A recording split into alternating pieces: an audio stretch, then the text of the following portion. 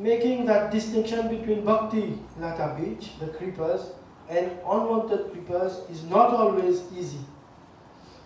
As you explained in CC 19159 in Madhya Lila, one should be very careful to avoid all these unwanted things. Sometimes these unwanted creepers look exactly like the Bhakti creeper. They appear to be one and the same size, the same species when they are packed together with the Bhakti creeper. But in spite of this, the creepers are called upasaka, weeds. A pure devotee can distinguish between the Bhakti creeper and the mundane creeper. And he is very alert to distinguish them and keep them separate. And the best way to protect our Bhakti Lata Beach is to always remain under your shelter within the International Society for Krishna Consciousness and follow your instructions in detail. You once said, my books will guide the entire human civilization for the next 10,000 years. Srila Prabhupada, please help me become totally serious about chanting the Lord's holy name without offense, so that I and we can purify our lives and properly assist you in spreading this Krishna consciousness movement all over the world. Your insignificant servant, Rabbi Das. Prabhupada ki Jai.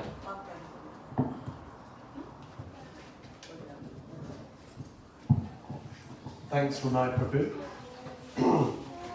So would anyone else? You may not have a formal offering like Ramai had, but maybe you might just like to say a few words of appreciation for Srila Prabhupada.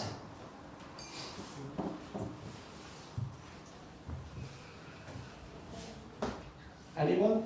Oh yes, Vasu Shresh.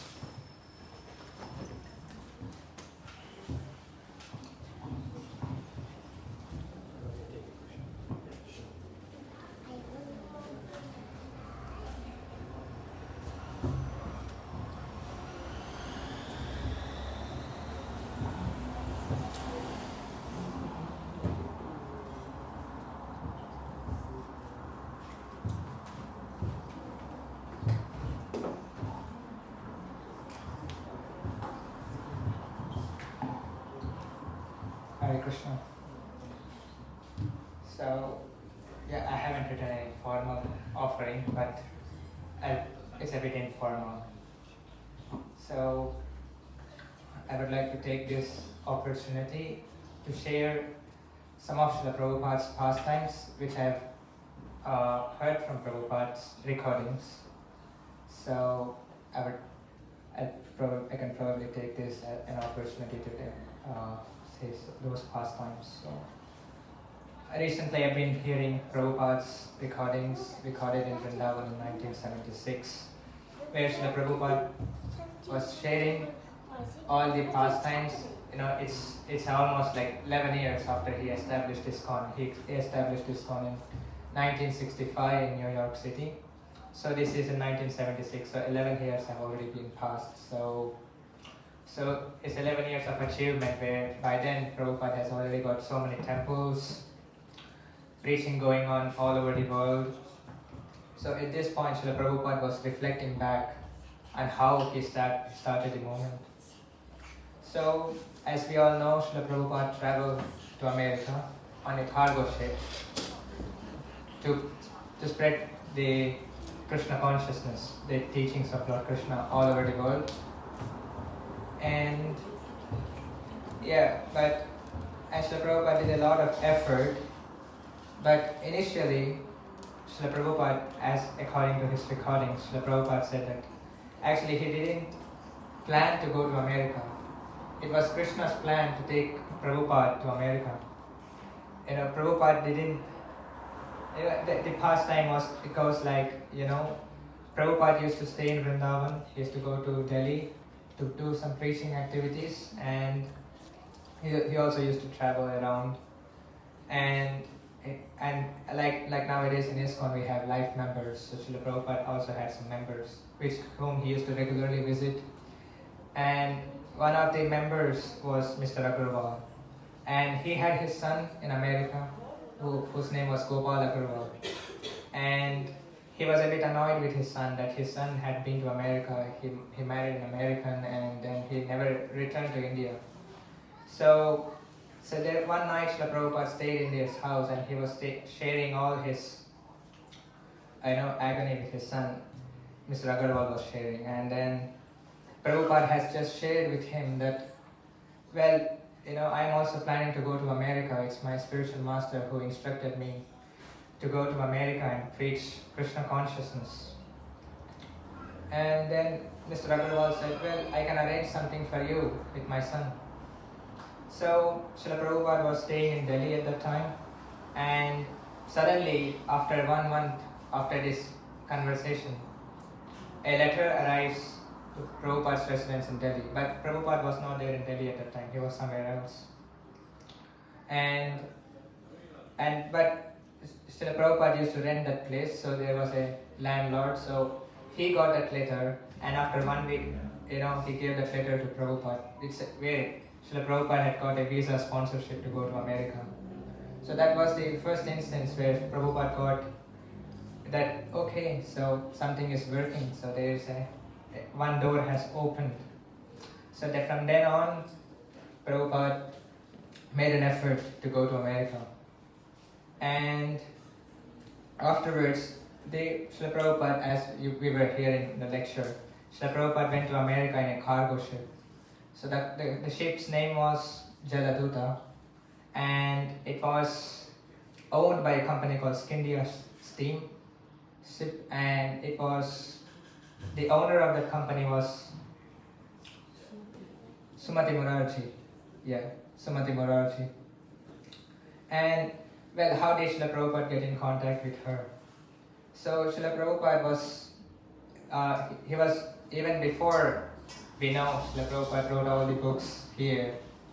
So Srila Prabhupada just started the Back to Godhead magazine, and then I think in 1955 or 54 he started the Back to Godhead magazine. And Srila Prabhupada was an eloquent scholar, and his writings were really powerful. So there were a lot of people who were very much captivated by the writings of Srila Prabhupada. So one of the person who was very captivated by Prabhupada's writings was Sumati Morarji. And she was also very much attracted by Srila Prabhupada's Srimad Bhagavatam. So whenever Prabhupada used to come, the first canto of Srimad Bhagavatam, Prabhupada published in 3 volumes. So she got a few volumes from Prabhupada. So she was very much captivated by Srila Prabhupada's writings. So she got like a subscription. So like whenever Prabhupada finishes a book, so she used to get a copy. So in this way, Srila Prabhupada had a good relationship with Sumati Morarji, and then so that's how Srila Prabhupada approached her. And it was not an easy job that he went to her, requested a ticket, and he got a ticket. No, she refused to give Srila Prabhupada a ticket because by then it was 1965 and Prabhupada was already 69 years old. So to give a ticket for a person who is 69 years old to travel in a cargo ship to America, the traveling in itself is not an easy thing. And what will he do when he goes to America? American conditions aren't suitable for a grown-up Indian person to live. New York is really cold. So she refused to give him a visa. But Srila Prabhupada was insisting. He wanted to go to America. And he used to sit on the stairs of Sumati Morarji's office for hours and hours just to get into the room, just to convince her to request a ticket to go to America. He has got everything sorted. He has got visa. So there are people who agreed to host him. But it's just getting there, he needed a sponsorship. So after a hard struggle, Prabhupada finally managed to get a ticket to go to Jaladuta to America. So as we've already heard from Shravan Prabhu in the lecture, how with so much struggle he went to America, and on his way he got 2 heart attacks. It's hard to survive even 1 heart attack. So he got 2 heart attacks on the way. Initially, Prabhupada, first he reached New York, but since he had his immigration in Boston, and the ship's final destination was Boston, so while going to America, he had his first stop in, there were several stops. He stopped in several countries as well, but in America, the ship's first stopped in New York, and then afterwards, Prabhupada went to Boston, and then in Boston he got down, he got his immigration, and after he got down as well, he had to wait in the ship for 2 hours because the person who sponsored him, the visa, Gopal Agarwal, so he lives in Pennsylvania, Butler, and so he couldn't come from Pennsylvania, so he has arranged a man to receive Prabhupada from the ship. So these are all said by Prabhupada. I heard it from Prabhupada's recording, so probably you can find these pastimes in some of the books as well. So Prabhupada, after his immigration got checked, he was waiting in the ship for 2 hours, and then this person, so this Gopal Agarwal, he arranged a person to receive Prabhupada. So he came after 2 hours, and then, so what this person did was to take Prabhupada from the dockyard to the bus station where Prabhupada can catch a bus to go all the way from Boston to Pennsylvania, Butler. So, and I think even when they got to the bus station, Prabhupada had to wait at least like 8 hours maybe at the bus stop just to get the right bus to go to Pennsylvania.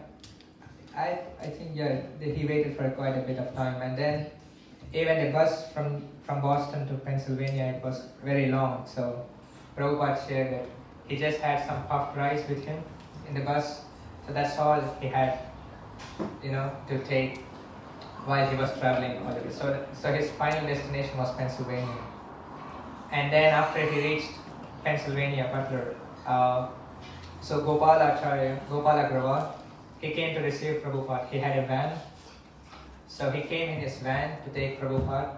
So Gopal Agrawal, he wasn't a very rich person. He was not really rich, so he had just maybe a double bedroom house. So there was no enough room for Prabhupada to stay as well. So he took Prabhupada to his room, to his house, and then Prabhupada had to share everything with them. So even in the refrigerator, if you see, so Gopal Agrawal, although he was a Hindu, his wife is an American. So his wife is used to, smoking and also meat eating and other things. So there were a lot of meat and other things kept in the fridge. So they gave like a shelf to Prabhupada so that he can put his own food stuff as well. And so for some time Prabhupada lived in their house, I think for about a week or so, and then afterwards, because Gopal could not host Prabhupada for a long time, so there was like a shared accommodation. So Prabhupada had to go there, and he had to stay there. He used to go there, sleep, but for food he used to come to the house of Gopal Agrawal. And so while Srila Prabhupada was staying in Butler, Pennsylvania, he initially started his preaching from Pennsylvania actually. So Gopal Agrawal's wife was Sally Agrawal. So she used to go to the nearby churches and synagogues and places of worship, and she used to gather people, and Prabhupada used to lecture to them. So for some time Prabhupada preached in Pennsylvania, and then Srila Prabhupada, he didn't like to be a dependent on someone, that someone is just maintaining him. So at some point Srila Prabhupada, he wanted to move to New York. So I'll probably stop in some time. So he moved to New York, but in New York, he was staying in a similar kind of a place where it's like a shared accommodation, and there was no proper facilities at all. And at some point there is a boy who approached Prabhupada, and he said, well, you can stay in my place. And that place was in Bowery, So, in every city we got some places where there are some posh colonies, and there are some colonies where, all the low-class people, drug addicts and such kind of people stay there. So the Prabhupada was innocent, he didn't know America well, so there was this guy, he just approached Prabhupada, and then Prabhupada agreed, okay, I can stay with you. But then he took Prabhupada to a place called Bowery, and that's like a place well known in New York for all kinds of, drug addicts and, psychedelics and all kinds of people. So, and this guy was also a kind of like a psychedelic, he used to take drugs and other things. So initially Prabhupada didn't know that he had to stay with such a person. And Prabhupada, had a lot of disturbances with him. And at some point, this is like a turning point of Prabhupada's life, we see, that so Srila Prabhupada was still writing his books. He was still kind of preaching. He used to go to the nearby universities, colleges, and he used to have his books, and he used to distribute his books, and whatever money he used to get from the books, he used to maintain himself. So if we know, ISKCON is very famous for book distribution. But the first book distributor in ISKCON is Prabhupada himself. Prabhupada started this book distribution. And so that's how Prabhupada used to maintain himself. And at some point, so there were some nice guys. Michael, who later became Mukunda Goswami, he approached Prabhupada, and then they moved to a better area, which is the 26th 2nd Avenue, which you might have all seen on the screen. Shravan Prabhu has mentioned. And there was a storefront in front, and behind there were some apartments, and Prabhupada used to live in one of the apartments, and he used to do his preaching in the storefront, which is in the beginning of the building. So that's how the Krishna consciousness movement has started. So it wasn't easy. Now if you see the Krishna consciousness movement, it's well grown, well flourishing. There are hundreds of temples, maybe thousands of temples. We got a lot of literatures, a lot of devotees. But this movement didn't start easily. It was one man's extreme struggle. One man undergoing extreme difficulty to just help the humanity. So a lot can be said, but I probably stop here. I probably stop with two things. Srila Prabhupada had so much time, that he spent so much time in his life from 1965 to 1977, where he manifested his pastimes of building this Krishna consciousness movement. He spent a lot of time writing books, giving talks, correspondence, maintaining the temples, management. So for one person to do all these things every day isn't a joke. And at his age, to do something like that, it's inconceivable. But he did it, and it's evident that he wasn't just saying that we are not this body, we are the spirit soul, but he was living it. And that's how he built this Krishna consciousness movement. So there's one nice verse from the Srimad Bhagavatam, from the first canto, first chapter. Devotees in the early days of ISKCON, when we hadn't got a lot of Bhagavatam translated by Srila Prabhupada. So there was only the first canto of Srimad Bhagavatam which was available to the devotees at that time, and devotees read it so many times, the same canto again and again. So in the first chapter of the first canto there is one nice verse which devotees in the early days, Srila Prabhupada's disciples, used to recite as a glorification to Srila Prabhupada. So that's Vamna Sandarshito Dhatra Dustaram Nistitir Shatam Kalim Sattvaharam Pumsam Karanadhara Ivarnam. So yesterday you all might have seen, whoever were yesterday, we did the drama, The Age of Kali, right? So I won't go a lot into it, but the sages of Naimisharanya, so there were a few sages. When they met Sutta Goswami, who is a learned scholar, so they greeted him with this verse, saying that it's what a good fortune that we had an opportunity to meet you. Why? Because this ocean of Kali Yuga is very difficult to overcome. But it's our good fortune that we have you as the captain of our ship, and you can take us and help us cross beyond this ocean of Kali Yuga. So you might have seen in the presentation that Shravan Prabhu showed a boat in which Prabhupada was there. So Prabhupada has taken this responsibility of being the captain of the ship of our life. So Prabhupada is helping us cross this ocean of Kali Yuga. So it is our responsibility that we take shelter of this ship properly. It's like, we are in a well, and we need to come out of the well.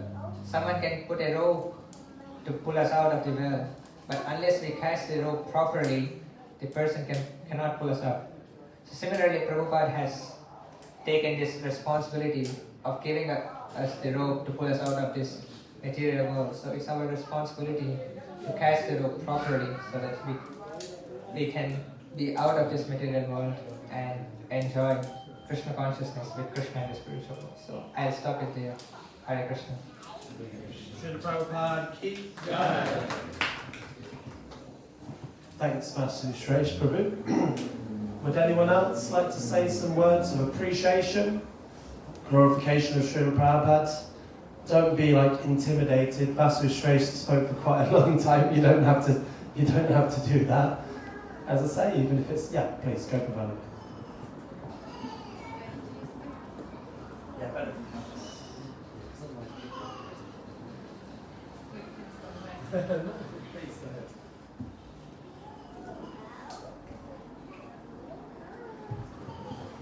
Namo Om Vishnu Padaya Krishna Prasthaya Bhutale Shrimati Bhakti Vedanta Swami Nityananda Namaste Saraswati Devi Gauravani Pracharya Dear Srila Prabhupada,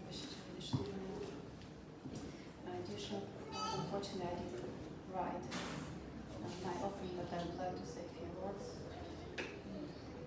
Of course, no matter what I would say or anyone, it's never enough, it's never will be enough to say how much we appreciate for everything what you've done for not only for me but for whole the world.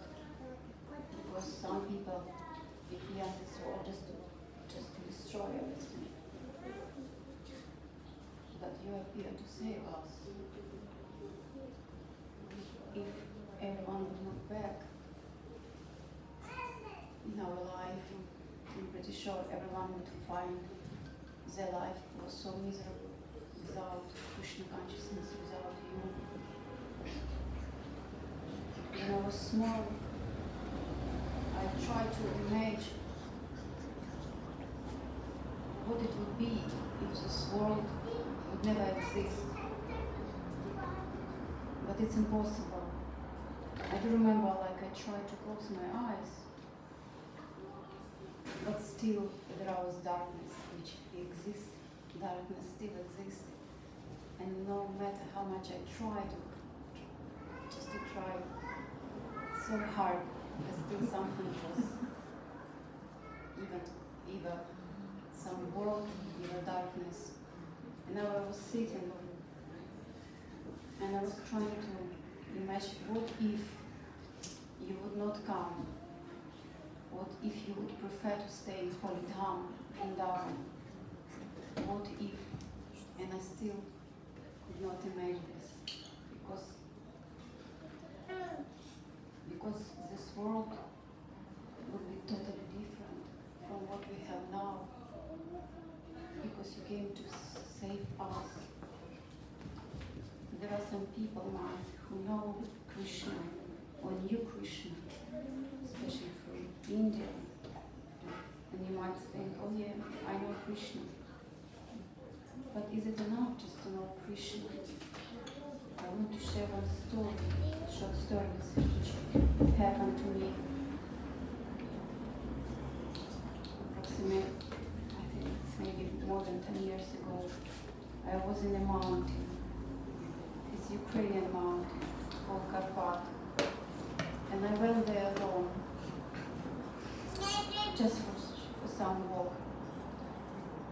Of course it was quite scary because we have a lot of beer there. Some people told me do not go there alone, but I was quite fearless when I went there alone. And I didn't notice like the day started to go, the day almost gone, and sun started to rise. And then I realized that I was lost actually in this big, massive forest, in mountains, and I did not know how to go back. And I tried to understand where the sun is. Right, so maybe by this sign I can find the way home. And then I realized that the situation actually became even worse than it was. So then I started trying to understand where the small river is going. Because I remember that there was a small river next to my house where I ran the place. And with the help of the small river, when it was almost dark, somehow I reached a safe place home. The same way, even if you know who is Krishna, it doesn't mean that you can approach him.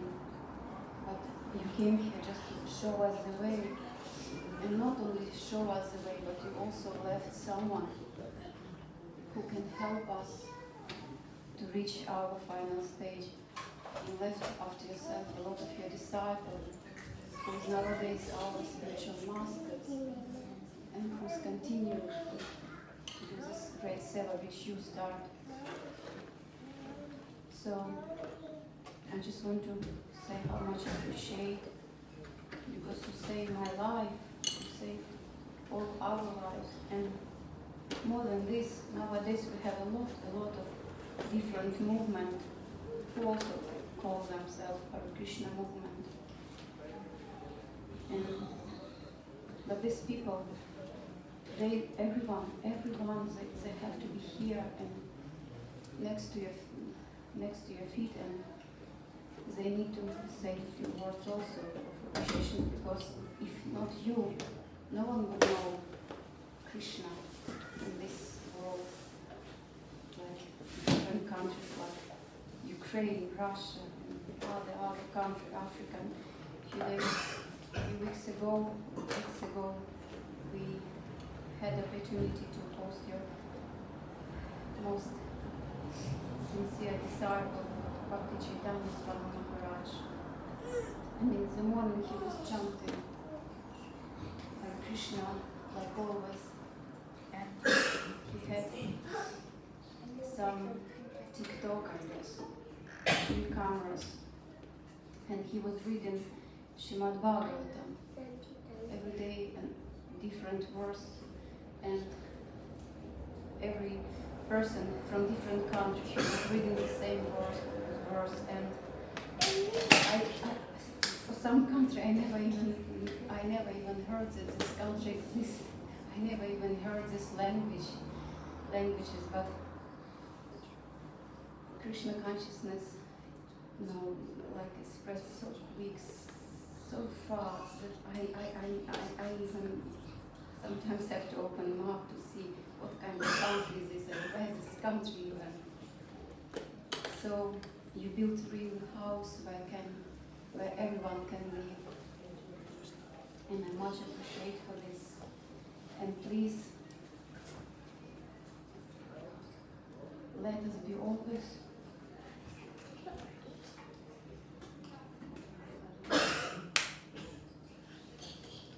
in this movement.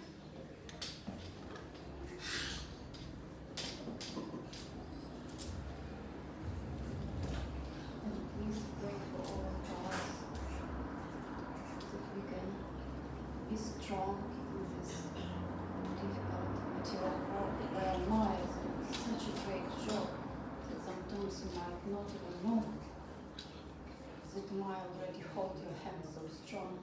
So please hold my hand, so Maya cannot take me away from you and from Krishna. Your servant, Prabhupada Vyāsa Pūja. Prabhupada ki Jai.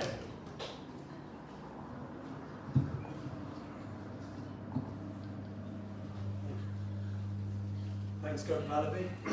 Anyone else would like to say some words of appreciation, glorification of Srila Prabhupada? Speak now or forever hold your peace. Yadav.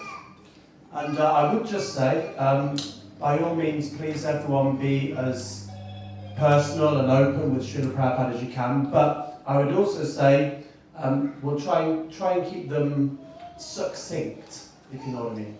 Not too long, because we want to try and stick to the schedule as well. Yadav, thank you. Anyone else would like to go after Yadav, just so we can keep the ball rolling?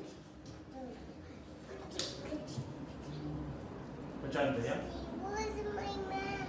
Where's my makeup?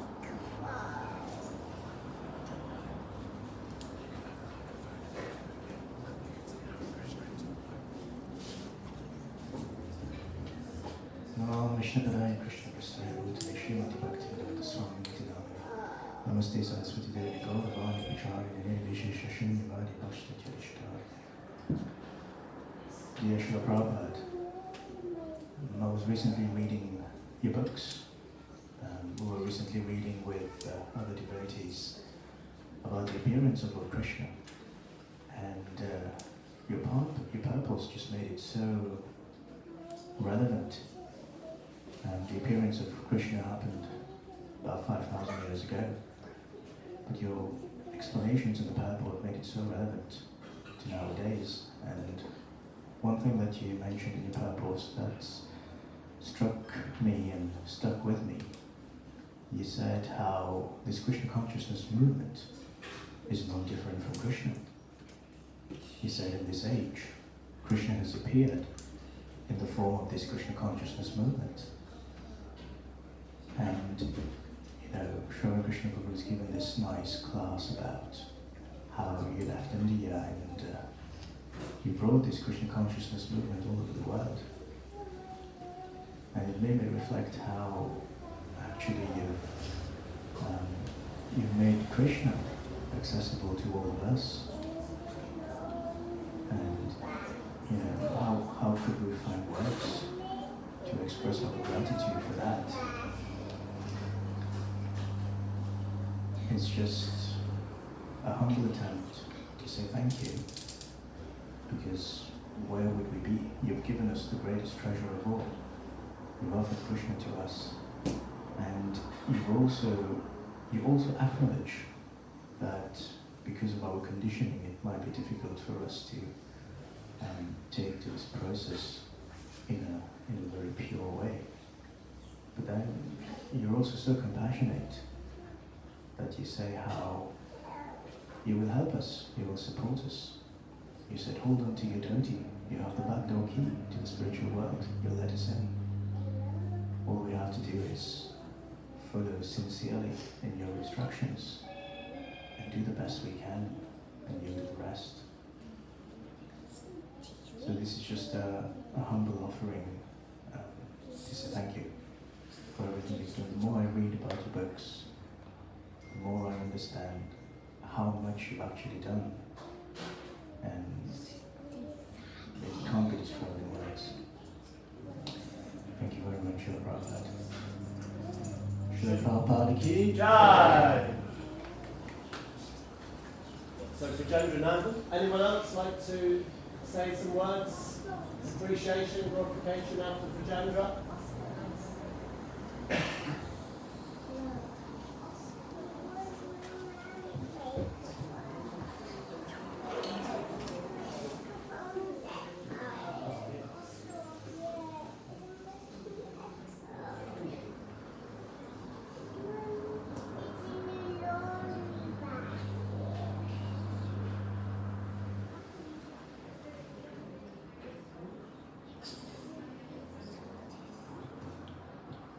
Dear Srila Prabhupada,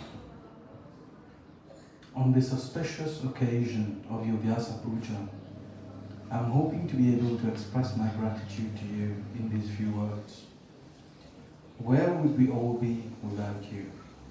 From a football being tossed around by the free modes of nature, being permanently entangled in the cycle of birth and death, and experiencing old age and disease in millions of different bodies since time immemorial, you have now given us conditioned souls such an opportunity to free ourselves and achieve the highest goal, that is to become a personal servant of Swayam Rupa Bhagavan, Rajandarandan Krishna, and form part of his pastimes in Vraja Vrindavan. You have built a house in which the whole world can live in.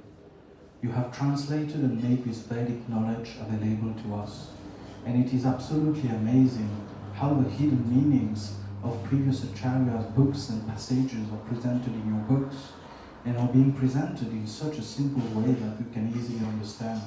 Yet many times, these are often overlooked and go right over our heads.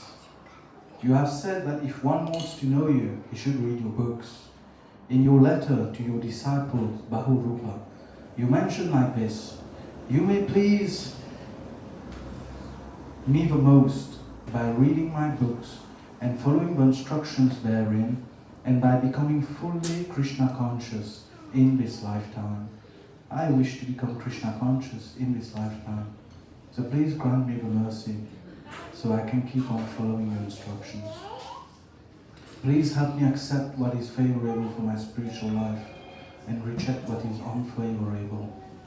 Once you sat in your garden in Vrindavan, Yashodanandan Prabhu was reading Sri Ishopanishad, and you noticed some changes in the words and asked him to read the last paragraph again. Immediately you said, "These are not my words, they are changing my words. Is my English not good enough? This is the worst thing a disciple can do.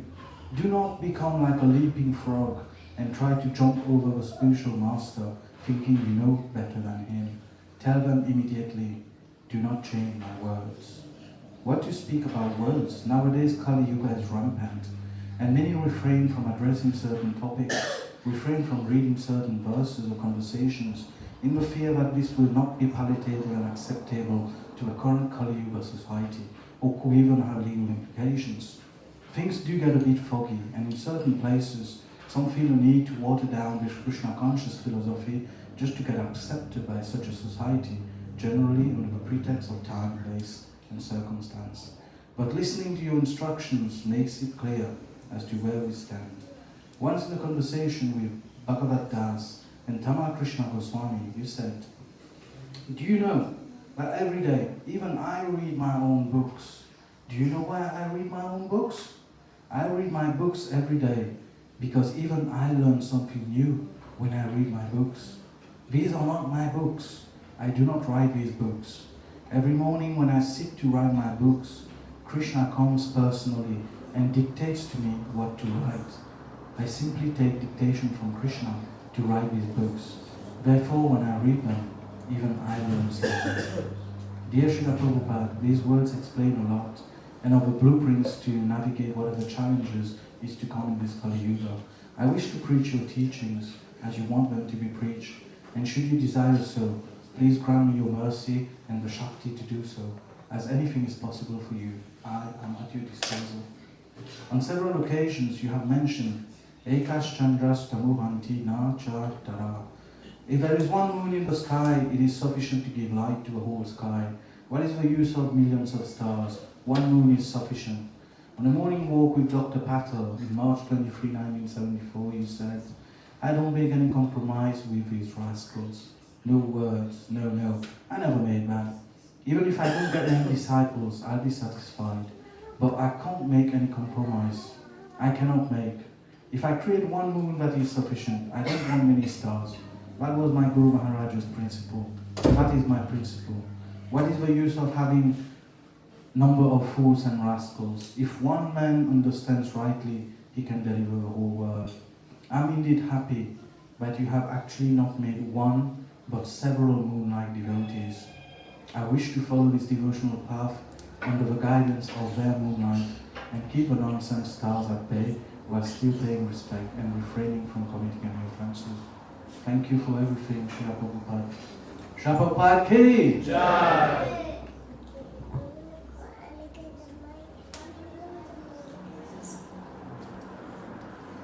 Is there anyone else that would like to speak? It could even be just someone who's just maybe you've just been coming along for a couple of months and there's something you appreciate. It doesn't have to be eloquent, it doesn't have to be poetic.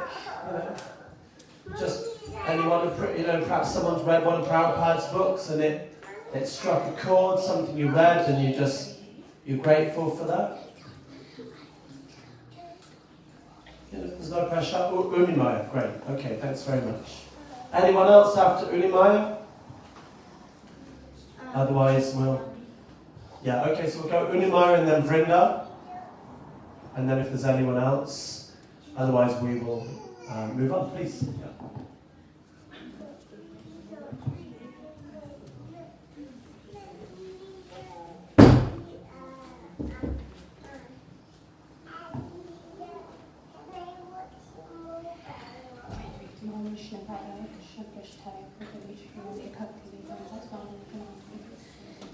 Namaste Saraswati Devi, Gauravani Pracharya,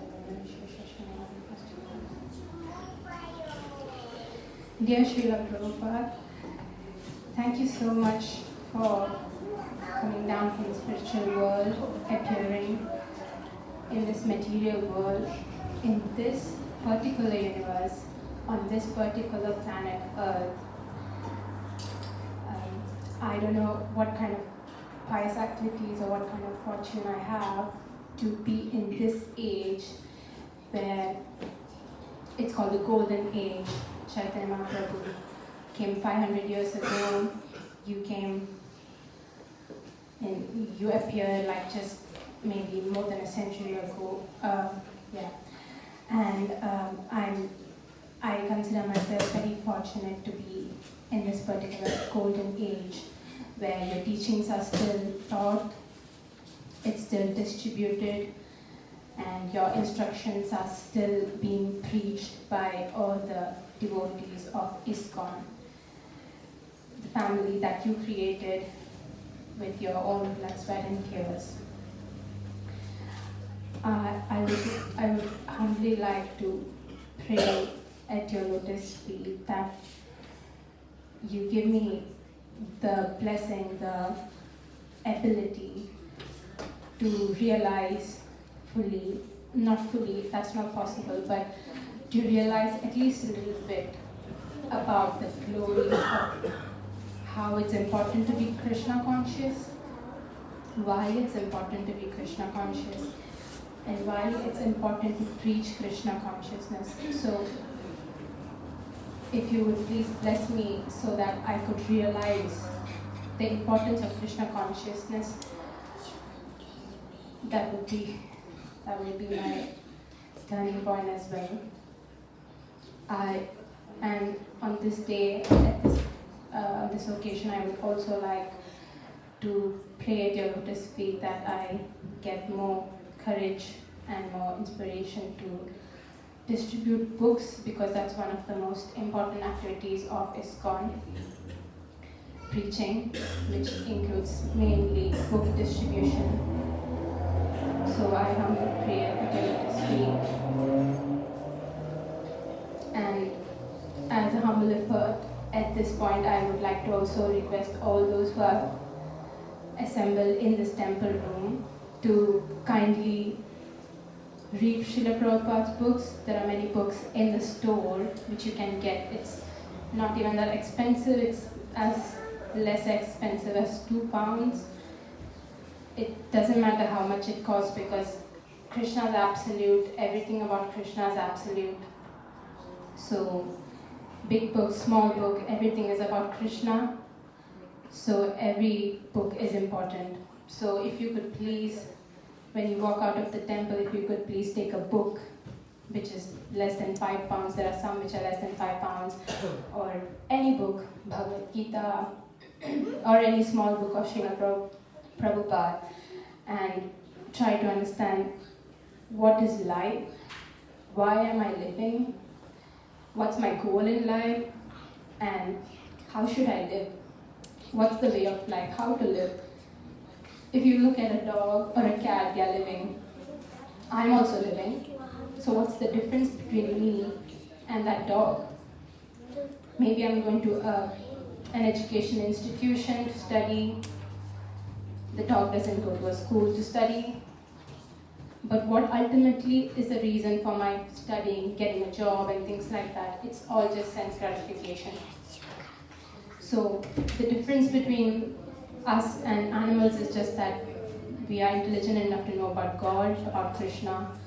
So please bless me that I can use my intelligence correctly and propagate the Krishna, be a very insignificant part of propagating this Krishna consciousness movement, which is predicted that would go on for the whole of the golden age, 10,000 years.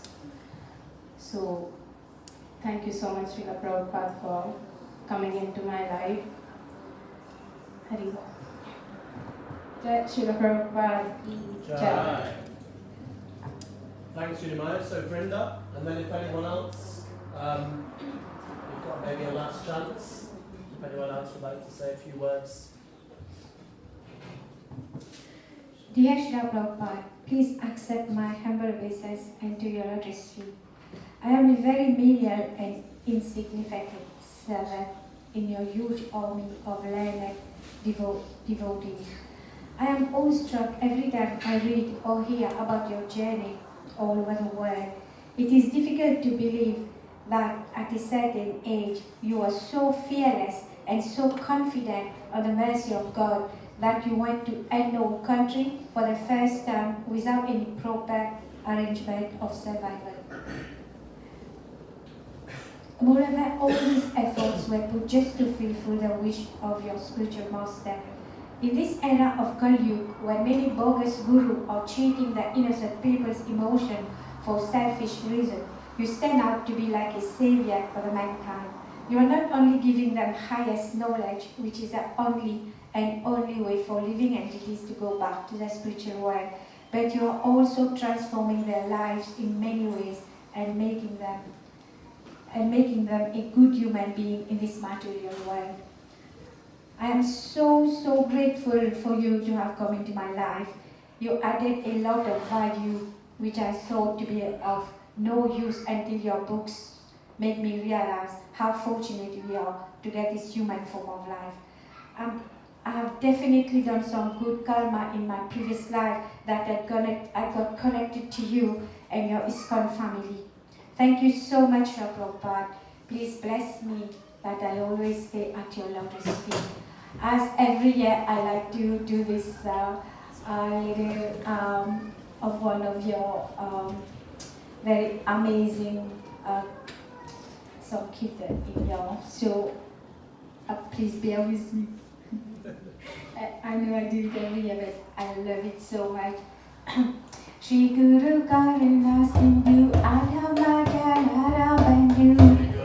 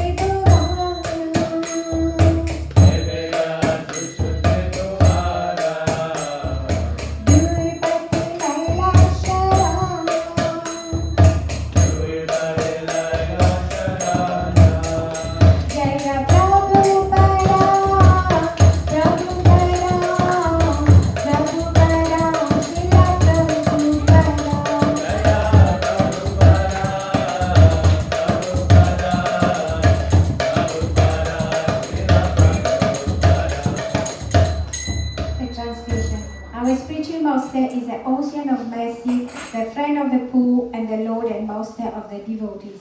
O Master, be merciful unto me. Give me the shade of your lotus feet. Your fame is spread all over the three worlds. Srila Prabhupada ki Jai. Your most foreign servant, Vrinda. Thanks, Vrinda. Anyone else would like to say some words? appreciation, glorification, sing a song for Srila Prabhupada.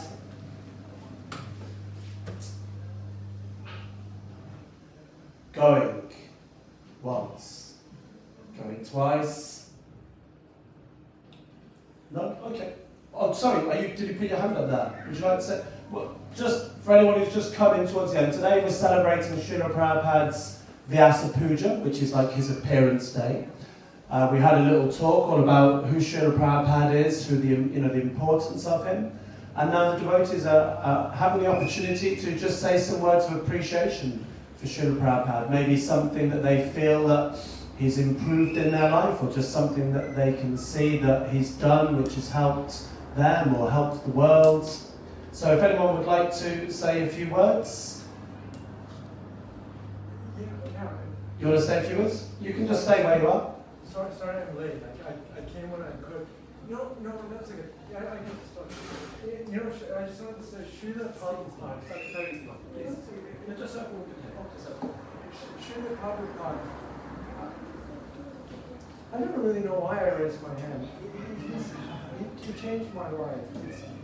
It's such a remarkable man. His story is so remarkable and genuine.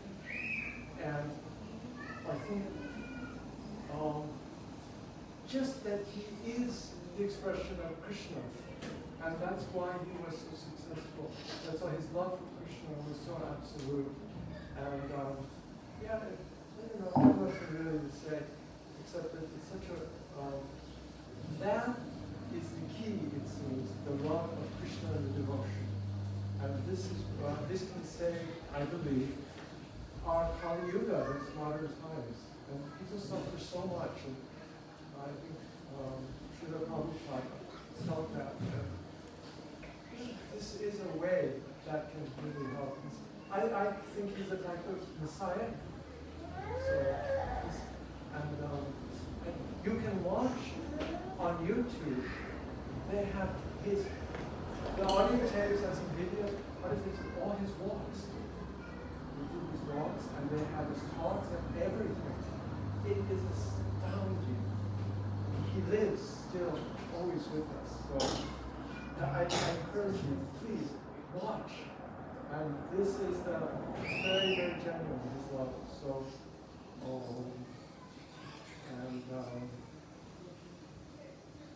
that level of understanding, and love. So, thank you. I'm done. Thank you so much, That Jeff. was completely extemporaneous. I had no idea what I was going to say. No, that's great. It was genuine and heartfelt, so thank you very much. Srila Prabhupada Ki, you want to say something? धातु पुरुष आपने जो धर्म की रक्षा के लिए कार्य किया है वो अद्भुत विश्लेषण और कार्य है, जिसके लिए आप सबका, आपके जो शिष्य हैं वो आपके सदैव आभारी रहेंगे. Yeah, maybe Vasu can speak. So Prabhu, So Prabhu is saying, what a great religious leader you are. That for all the humongous tasks you have done, your disciples will always stay indebted to you throughout their whole lives.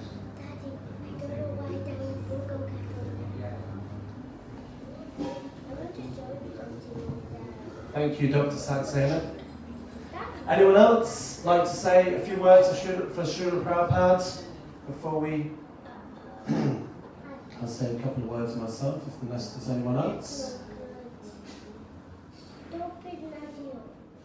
Okay. All right. Dear Srila Prabhupada, please accept my humble obeisances. All glories to your divine grace. All glories to your glorious ISKCON. Firstly, I would like to say that ashamedly, I am writing this offering on the actual day of your Vyāsa Pūja. I'm feeling bad that I have not spent more time and thought in carefully choosing the appropriate words to glorify your divine grace. I could say that I haven't had the time, but that would be incorrect. There is no such thing as no time. It would be more honest to say there is no taste, since we always make time for that which we consider important. Meditating on this point reminds me of one of your unlimited wonderful qualities. Even though you were the busiest person, no one could say that they were more busy than you. You were managing a worldwide movement, translating your Bhaktivedanta purports, taxing your brain to think how you could spread this movement, chanting your rounds, giving class, meeting with people, counseling and guiding all of your disciples, opening temples, restaurants, schools, farming communities, the list goes on. Even amidst saving the world in its darkest hour, you were so expert that when anybody met you, they felt that you had all the time in the world for them. You treated everyone in a very personal and caring way. You were a perfect gentleman in all respects. And you are everyone's ever well-wisher.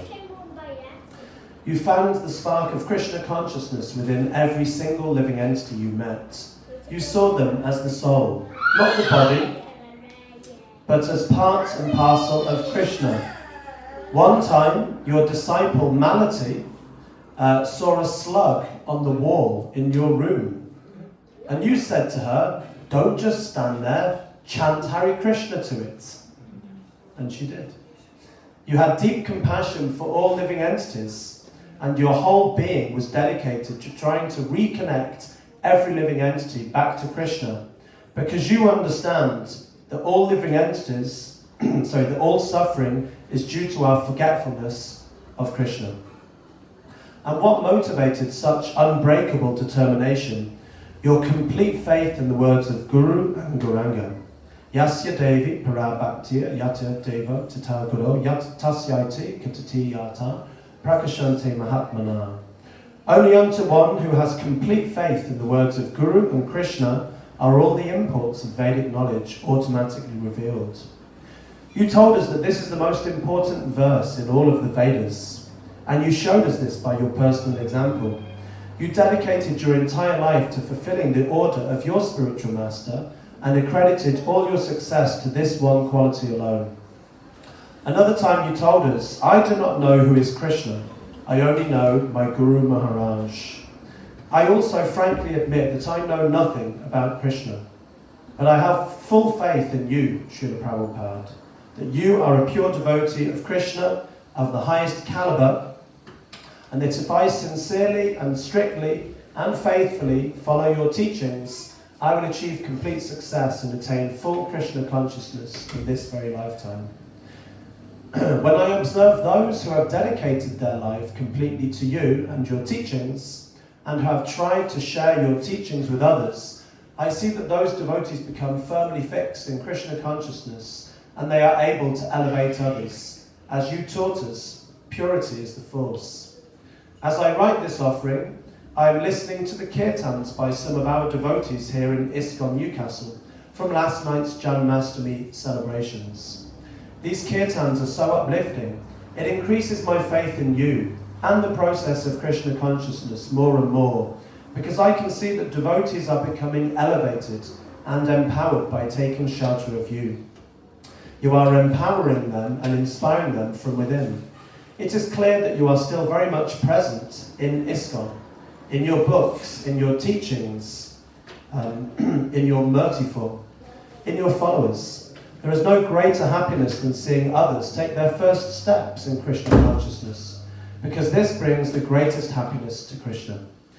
So I become so enlivened when I see new people coming to Krishna consciousness and coming to our temple and becoming transformed by the process of Krishna consciousness.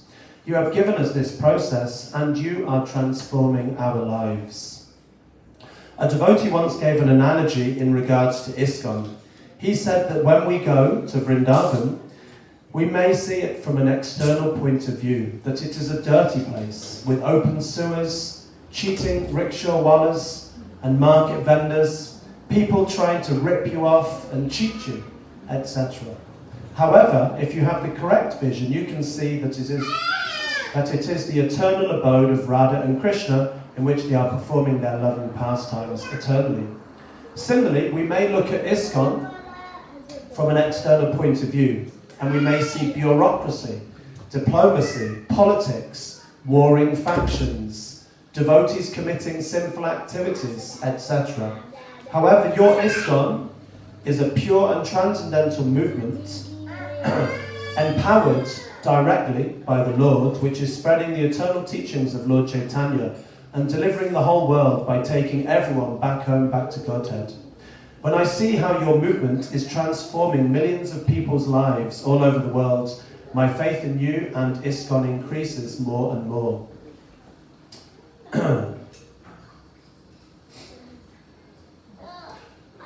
Jagannath Ashri and I, we bought our house in Sunderland, and we were very happy to discover that it was built in 1896, the year of your appearance in this world.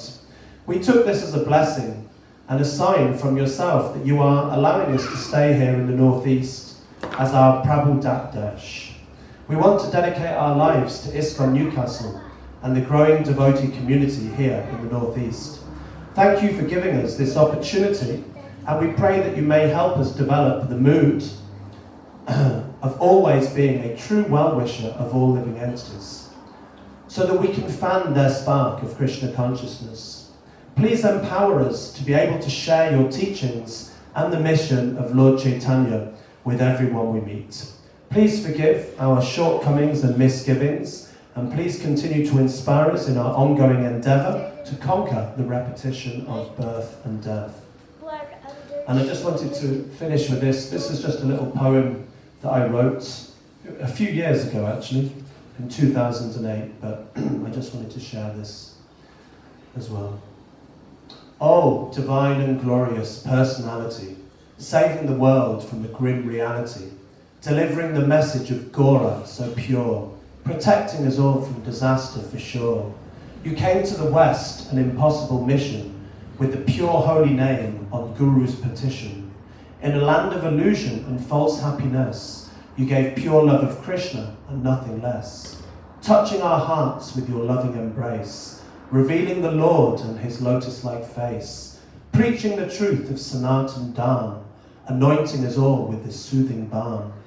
You walked through fire to establish the truth. From the material energy, you remained aloof. You gave the process to perfect our life, but it isn't easy, we must constantly strive. Chant Hare Krishna, 16 rounds at least. 4 regulative principles, on Krishna Prasad we feast. Dance in the kirtan of Krishna's holy name. Perform devotional service, you'll never be the same. Books are the basis, establishing the law, revealing spiritual truths, a sane man can't ignore. Preaching is the essence, surrender to this mission, spread this message far and wide, this is your ambition. Utility is the principle on which this movement rests, engage everything in the Lord's service, pass all of Maya's tests. Purity is the force, and so this movement is spread, follow strictly with determination, the demoniac mentality will soon be dead. Whatever standard a great man sets, common people follow. You showed spiritual life to be full of bliss and material life simply hollow. You're the perfect example in every way, our real inspiration. We surrender to you with life and soul, our cherished obligation. Vyāsa Pūja, a time to reflect and glorify you together. We pray to remain aboard your ship of ISKCON forever and ever. Srila Prabhupāda ki Jai. So, thank you very much to all the devotees who said some words of appreciation. And for those who were just listening, I don't know about yourself, but I always like to hear the offerings of the devotees, because for me, I find that it inspires me in my own relationship with Srila Prabhupada. Every one of us here has a relationship to Srila Prabhupada.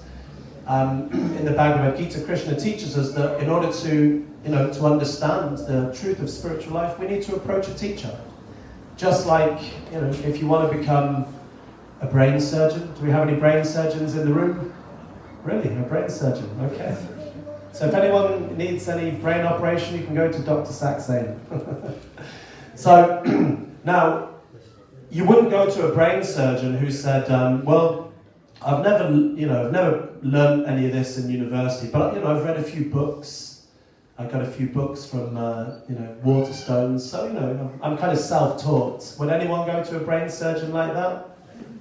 No. Anyone? No, we go to someone who's taken all the right courses, who's passed all the exams, who's learnt under other brain surgeons. But it's funny that when it comes to spiritual life, which is the most important subject matter, it's funny how everyone just says, oh, just whatever you think, whatever makes you happy. But actually, no, if you want to learn the most important subject matter, you need a teacher. That's what Krishna tells us.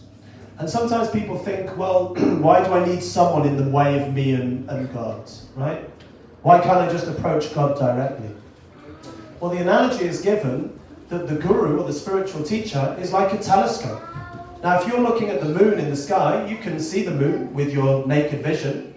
You may be able to even see, what they call it, like the man in the moon, or like the rabbit in the moon. You can see the pot marks and everything on the moon.